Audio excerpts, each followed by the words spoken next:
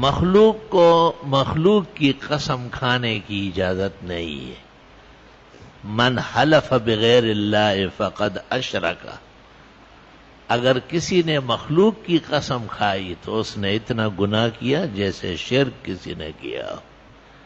مخلوق کی نظر میں تو تعظیم، تبریک، قوت، جلالت، قدرت کاملہ صرف اللہ بزرگ و برتر کو ہے.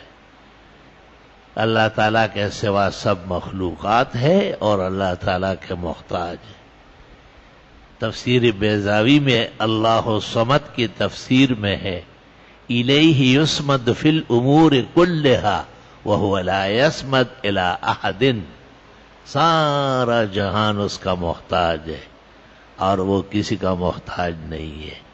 نہ نیازت بولادت نہ بفرزند تو حاجت. احد لیس کمثلی صمد لیس کفضلی. لا الہ الا اللہ وحدہ لا شریک لہ. بعض لوگ کبھی محبوب کی قسم کھاتے ہیں، اتنا ہو تیرے تیغ کا شرمندہ احسان، سر میرے تیرے سر کی قسم اٹھ نہیں سکتا.